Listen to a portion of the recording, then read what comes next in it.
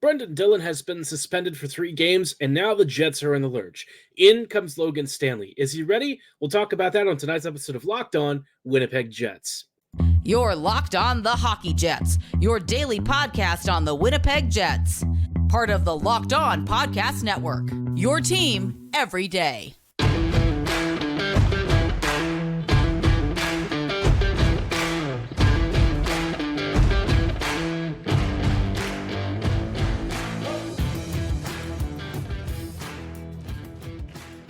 Hello, friends, and welcome to tonight's episode of Locked On Winnipeg Jets, part of the Locked On Podcast Network, your team every day. I'm your host, Harrison Lee, an avid Winnipeg Jets fan and an online blogger.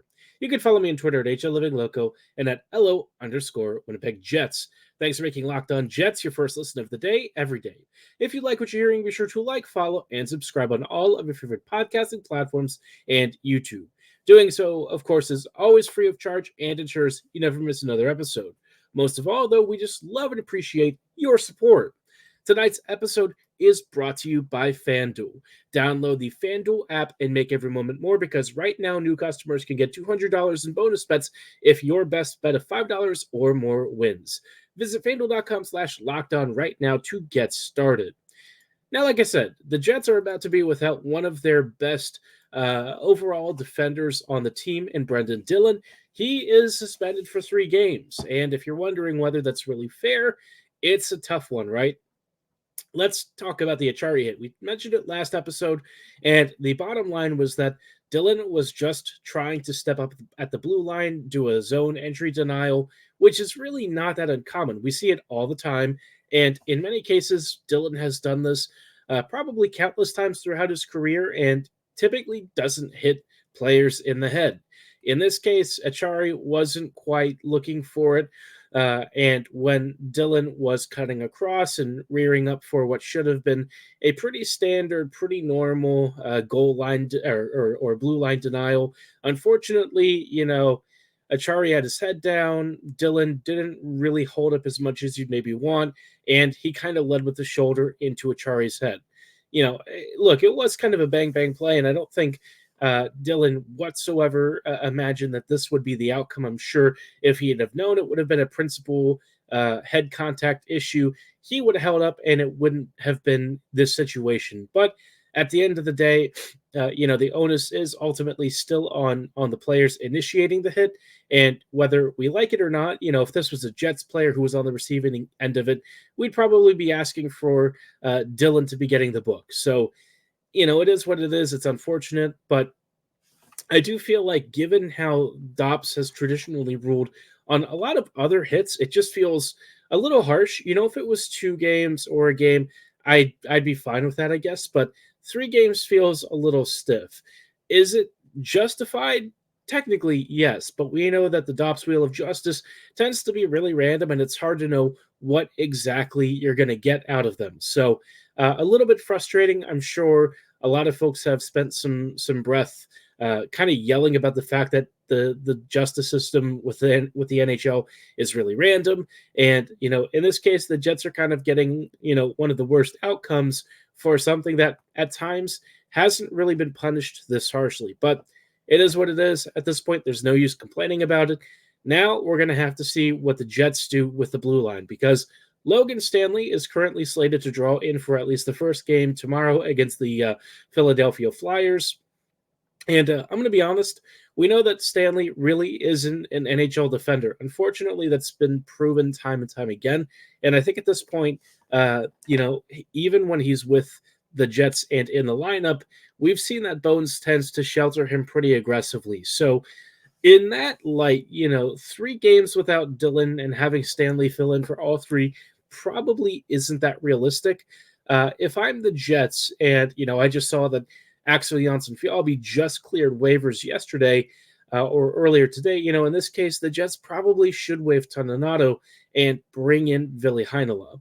Heinola is somebody who hasn't played for the Jets in a while, but the last time we saw him, he was very good in preseason. He was dominating with his puck control, his transition game, and just really looked like the mobile two-way presence on the back end Winnipeg has really needed. And he's also really good for the power play, right? His 5v4 odd man puck movement is sick. He's got great lateral edge work. He can create space. And, he's not afraid to take a couple of shots here and there. But the main thing that you're getting out of him is either his puck possession when he's skating around the perimeter, or you get his amazing passing, kind of like Perfetti's passing, right? Great vision and sort of awareness of where to get that puck to for maximum danger. So, yeah, the Jets definitely have a chance here. I think this is one of those opportunities where it's almost like experimenting with your lineup, right? Dillon, long term, like I said the last episode, it's kind of hard to really imagine him having a much longer tenure with the Jets unless he takes something of a pay cut given what he might be worth. And, like I said on the last episode, I really feel like the Jets have to tread carefully because you don't want to block out players like Heinola, Sandberg, and some of your young prospects from being able to earn these roster spots. And that's really not a knock on Dillon. Like I said, he's actually pretty great, and he's been a great Jet. His play, especially this year, has taken a step forward. But at the end of the day, at his age and with where the Jets are at some point they're going to have to save some money and develop some prospects and have them take on some of these roles. And that unfortunately does mean that you will cut bait with some veterans. But hey, maybe they find a way to avoid that. Maybe there's a way to make all of them fit on this blue line. And perhaps the Nate Schmidt trade, if that does end up happening, is what sort of facilitates that. So a lot of things to keep in mind, but I think the main thing is, at least in the interim, I'd really love to see the Jets give Heinola a shot. He had very much looked like he was going to get a top 6 spot right out of camp. He was very much on pace for it, and then he had the horrible ankle injury, and everything just sort of fell apart from there. So if Heinola gets a shot here and really impresses in the next couple of games, not going to be the one tomorrow, but in the following games, maybe, just maybe, the Jets are going to think about having him more involved, especially as the Jets are preparing for a deeper playoff run here over the next few months. But something to keep an eye out. Cross your fingers. Let's hope the Jets make the right decision because Heinola could be a fantastic internal rental if things go well. But of course, the Jets are also going to be wanting something from Sean Monahan, probably a chance to have him get a second crack at his Winnipeg debut. If we're just going to pretend the game against the Penguins didn't happen, let's talk about how we can see something really special from Monahan against the Philadelphia Flyers instead. We'll dive into that in just a little bit. But before we go any further, I did want to shout out our friends and partners at FanDuel. Happy Super Bowl to all who celebrate from FanDuel, America's #1 sportsbook. If you're like me, Super Bowl Sunday is all about scoring the best seat on the couch, grabbing your favorite football snacks, and placing some super bets. Obviously, this year is going to be a little bit bittersweet for me. The Ravens getting knocked out of contention. That one cut me pretty deep. Although, a lot of you are Vikings fans. You're probably like, what are you complaining about? We're Minnesota fans. We've seen much, much worse. You know what, though? Hey, whether you like either of the Chiefs or the 49ers, at least you get the great halftime shows, you get time with the family, all that fun stuff. So you can still come out with at least a little bit of fun out of the Super Bowl. And for all of you who are interested in FanDuel, you might even come away with a few big victories or 3. You can bet on who will win Super Bowl 58 and even more granular categories like the number of touchdowns scored, who's going to score those touchdowns, and which team is going to emerge victorious. So new customers can join today and get $200 in bonus bets if their first bet of $5 or more wins. That sounds pretty nice if you ask me. Just visit FanDuel.com/lockedon right now to sign up and get started. That's FanDuel.com/lockedon. Make every moment more with FanDuel, an official sportsbook partner of the NFL. Hello, friends, and welcome back to this episode of Locked On Winnipeg Jets, part of the Locked On Podcast Network, your team every day. Every day, thank you so much for joining us on tonight's episode as we are talking about Sean Monahan perhaps getting a chance to sort of scrub away the first debut game with the Jets and maybe get a second chance here for a redo against the Philadelphia Flyers. We're just going to ignore the first game against Pittsburgh, pretend it didn't happen, and let's assume that the Jets are going to put on a better show against the Flyers than they did in their last outing. But before we talk about what to expect from Monahan in this second game, his second one as a Winnipeg Jet, just wanted to let you know something really cool that the Locked On Network is doing. We have launched the first ever national sports 24/7 streaming channel on YouTube and now on Amazon Fire TV. Locked On Sports Today is here for you 24/7, covering the top sports stories of the day with our local experts and our national shows covering every league. Find the Locked On Sports Today channel now on Amazon Fire TV and YouTube. Now, like I said, obviously the Jets are perhaps a little bit rusty, perhaps a little bit just not good. I think the last couple of games we've seen from them, whether it was before the break or just after now, it's been a little bit of a mixed bag. And, the 5v5 game, let's just say against the Penguins, right? It wasn't the worst. Winnipeg definitely created some chances, and it wasn't like they were static or completely lifeless. But I will say that it did feel as though the Jets lacked some finish. There was just something missing from the game that I think Winnipeg really wanted. And I talked about it on the last episode. I think that the top line not really gelling together has really had a bit of a downstream impact, because when you have a top line that's kind of getting cratered, you're losing those matchup minutes. They're not able to drive offense effectively at the other end, and they're not scoring as much, which then forces the other lines to try and pick up the slack. And no one in that game was really able to step up and deliver a knockout punch to Pittsburgh. And it wasn't like the Pens were the craziest team at 5v5 themselves. If you look at most of their goals, 2 of them came on a 5-minute power play, and the other one was just sort of a weird situation where there was a breakdown, and Letang somehow just got to walk down the middle of the ice almost unmarked really early in the game. So it did feel like a bit of a missed opportunity, but it is what it is. Can't be crying over spilled milk. I think the second game from Monahan, he's going to want to get himself on the score sheet. And based on how he did against Pittsburgh, I feel like he's got decent odds of coming through in this one. I thought in his first game, like I said on the last episode, he made some smart decisions with the puck. I feel like his passing was pretty noticeable. He got off a couple of decent shots, and I feel like once he starts to get the cadence of how Perfetti and Ehlers play together, I feel like he's going to start clicking and will eventually find himself the beneficiary of tap-ins. Monahan's very smart down low. I think he's a great player, and I think he's got a real opportunity to pot himself some good goals between these two really skilled, offensive wonderkins. Now, I will say there are some parts of his game that are probably not going to be great. The defensive side of things, I didn't really feel I noticed him all that much, and in the role that he's going to be asked to play, he's going to have to really do double duty. You're going to need him to really buy into what Bones is asking him to do, because the way that the Jets lines defend is really much aggressively on the back check and trying to correct mistakes if Winnipeg gets caught on either a missed read or a bad pass. Sometimes that gets them to overcommit a little bit, but overall, I think it's had a really positive impact on Winnipeg's overall defensive structure. So I'm not going to get too upset about it, but I think for Monahan, he's not going to be able to sit back and let Perfetti and Ehlers do all the work.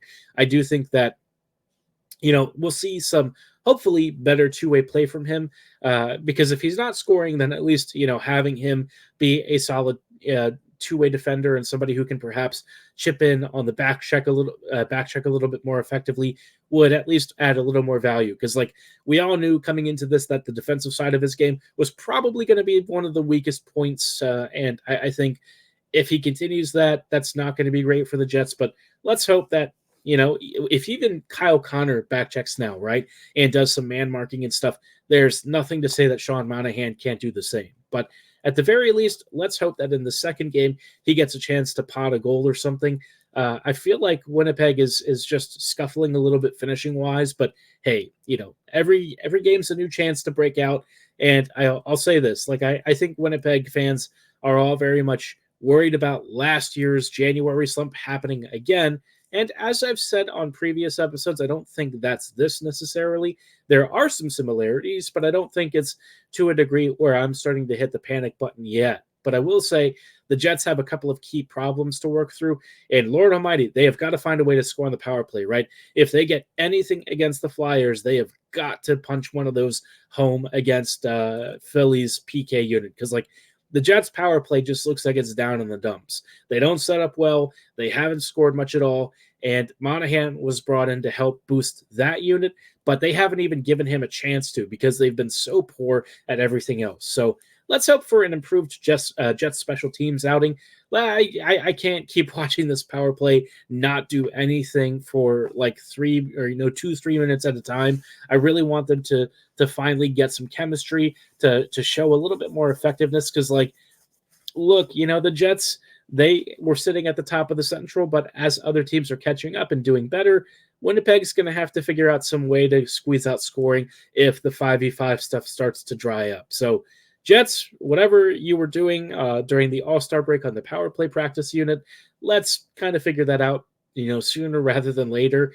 And hopefully the Jets come away with some big results here over the next few weeks, because this is kind of the hard stretch, right? The Jets are in the final third of the season.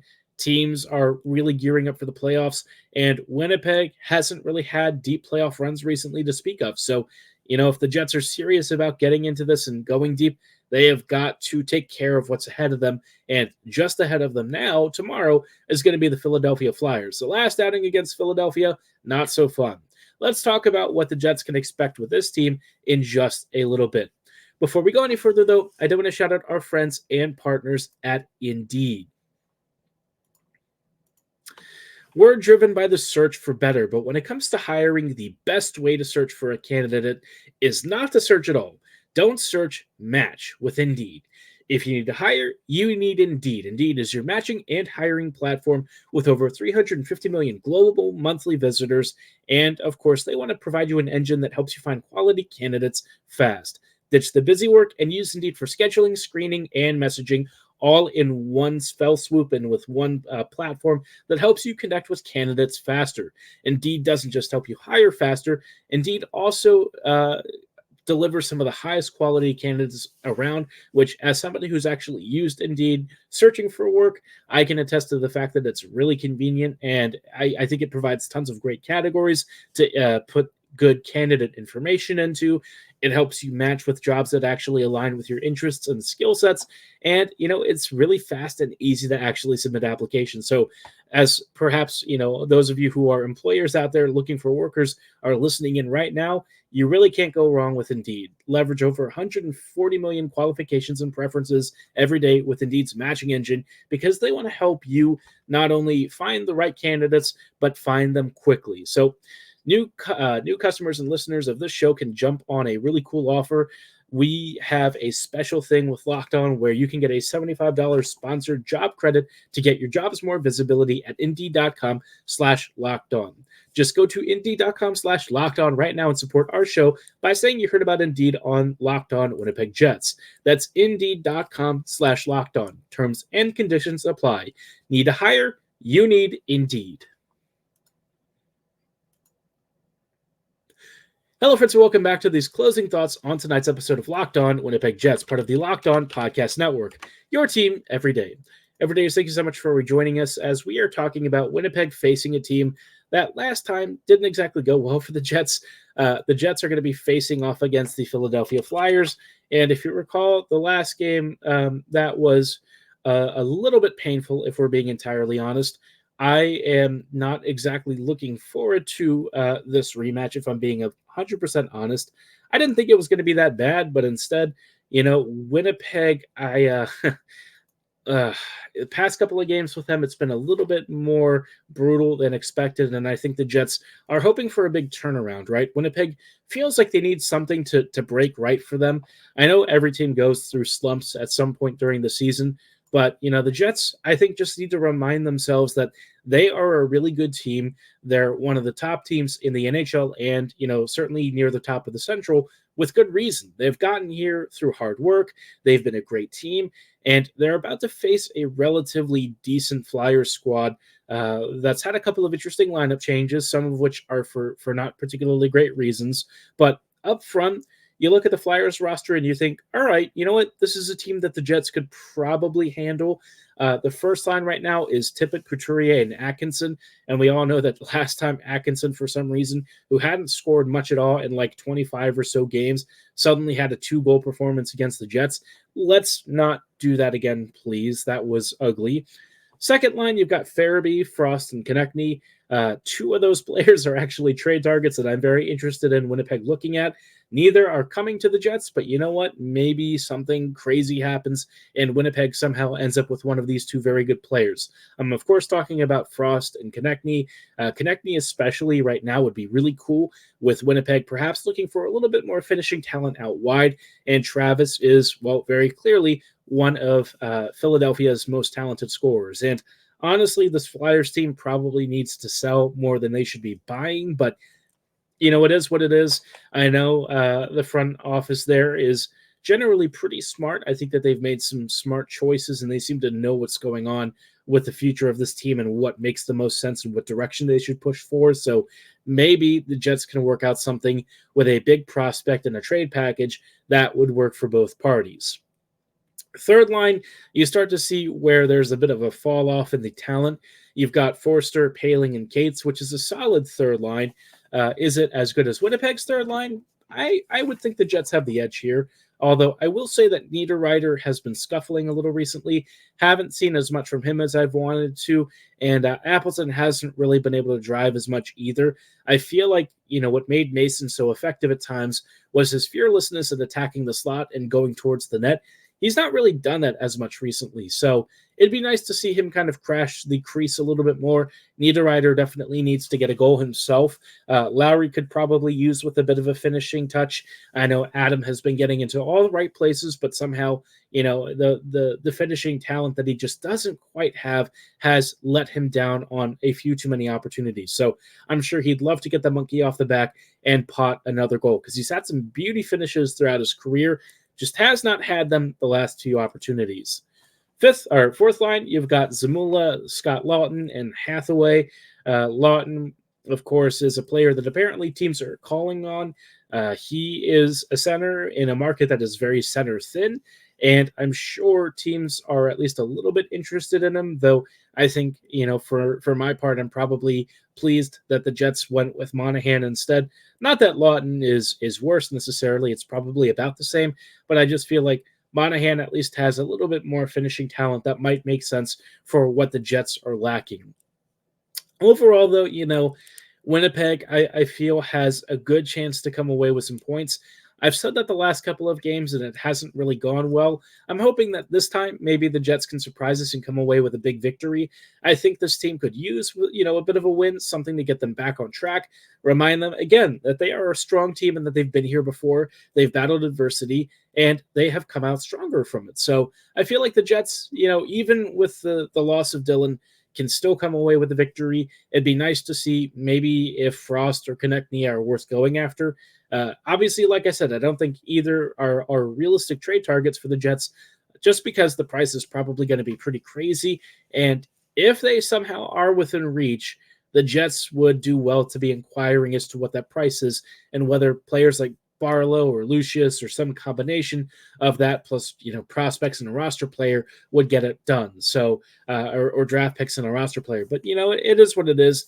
At least, you know, in the meantime, we've got Monahan. We may end up with Chris Tanev here in a few weeks.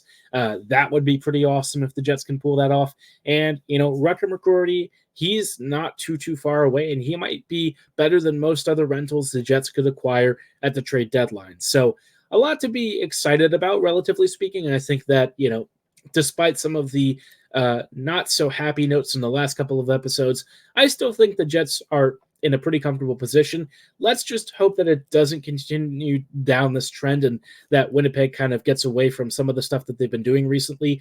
Bones actually did indicate that he would do some, you know, line experimenting. And somebody, I think, asked him pretty plainly about the whole Ehlers and Connor swap. And he said he's not against it. He did say he's going to give them some more leash to work with, which isn't really what I was hoping to hear. But, you know, he did say that he would also perhaps make some line swaps on the third and fourth lines. So maybe, he messes around, he experiments with a few changes and finds something that's a better combo. I don't mind him doing that at all. I think this is the time of year where he really should actually do that.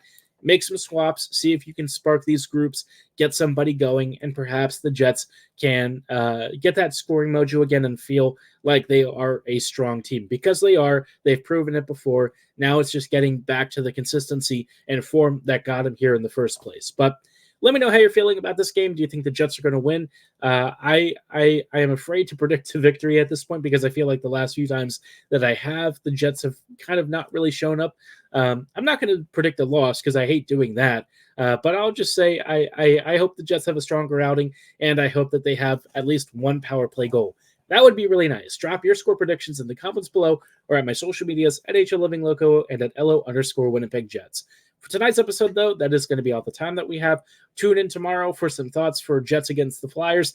Lord, I hope I get to talk about a win, because it's been a couple of shows where we have not had that. And you know me, I like it when Winnipeg does well. You like it too. So let's hope for a Jets victory here tomorrow night. But like I said, for tonight's episode, that is going to be all the time that we have. As always, I thank you so much for making Locked On Jets your first listen of the day every day. I encourage you to like, follow, and subscribe if you have not done so already. But like I said, for tonight's show, that is all the time that we have. Have a great night. And as always, go Jets, go.